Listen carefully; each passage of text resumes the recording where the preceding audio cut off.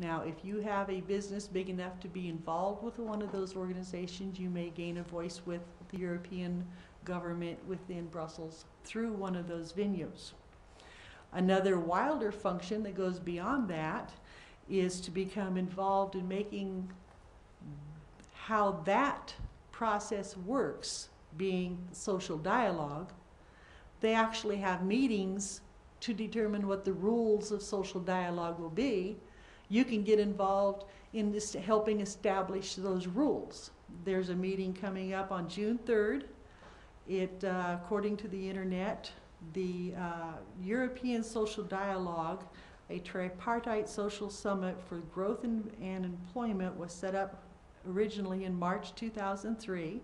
It consists of high-ranking officials from the Council Presidency, the Commission Presidency, and representatives of European social partners, and meets once per year on the eve of the Spring European Council. So there's a history of what the meeting, where it came from. This particular meeting in June is they're going to hold a workshop on the topic of civil dialogue. This workshop will give different civil society platforms, that's the contracted organizations, the opportunity to express their views on the development of civil dialogue under the Treaty of Lisbon. So it's up for discussion. If you can get in the door and be heard, maybe you want to try it. So another option for business is to align yourself with a trade organization. They talk about the hospitality industry. That's a trade organization, industry in itself that has trade organizations within or servicing the industry. Many times those trade associations will have lobbyists. If you want to get involved from that perspective and utilize that lobbyist, but just make sure that they want what you want. That would be my best recommendation. Now I'll move on to what the articles specific to the Treaty of Lisbon, what that provides for the citizen. But I will also note that as online, it does say that the European Union is reviewing this process, and they may have new options available as early as 2011. So by next year, these options, there could be more of them, there could be less of them, they could be different. But today, this is what's available. Because the Lisbon Treaty actually gives citizens rights, they have to comply with that. They cannot ignore it. The articles empower you, the citizen, as much as they empower the European Economic and Social Council. So my greatest desire is that you actually hear what I'm saying today and take advantage of these, because if you don't, your voice will not be as effective as it could be. The European Union, the European Economic and Social Council is taking full advantage of all of their avenues to voice their opinion, and that's why we have the prohibitions. Okay, I think I've got plenty of time, don't I? Oh, okay. I won't read there's 4 articles, they'll be posted online.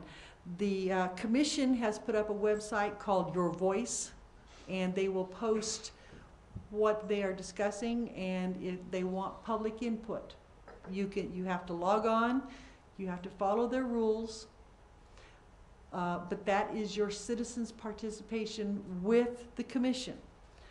The Parliament, I believe it was, has added the European Citizen Action Service, ECAS, and again, they will post what the topic is, and you have to log on, register, log on. You can post a response or your opinion of the proposed legislation.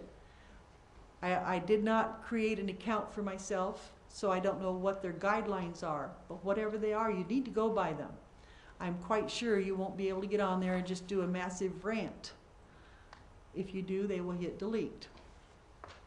If you have access to experts in any scientific field, because I know I'm working with organizations here as well as individuals and businesses. So if you have access to experts, They have a website now called Synopsis, SINAPSE. If you are an expert in any field, whether it be economics or other stuff, you can create an account, and it's called e-communities, and you can discuss the specialized expert fields, and then the MEPs have access to that information. So you can get expert opinions, you can get the citizens' opinions, you can get the business owners' opinions, and the only one using it to any great degree is the European Economic and Social Committee. So we need to get the people involved in using these features that the Parliament and the Commission, or the European Union in general, has put up for you, because if you don't, you're not being heard. There's also classes online that are being advertised because the European Union is so new, and one of them is through the European Training Institute. They're training modules to train you how to work with your European Parliament, your European Commission, your European government in general, because it's so new. It's for NGOs, but if you're an activist of any kind, you have to go by the same protocol. So it wouldn't hurt you to take the class to learn how to deal with your legislatures. And finally, since they like coalitions, if you're not already a member of an organization, join one. And if that organization is not in the TICAP coalition, encourage them to join, because until you grow your coalition and your international organization to give it the political clout it needs to be effective, we're all sitting here spinning our wheels in the dirt trying to teach each other what we need to do.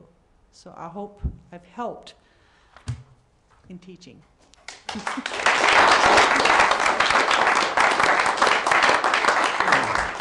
Thank you very much, Maryetta. Okay, we're running about 25 minutes late, so we'll go for a coffee break and come back at 22 in 15 minutes. After the break, we'll have Gawain Towler, who I dare say might mention the European Union as well. And then a Q&A based on all the stuff we've been talking about so far. So 15 minutes, please.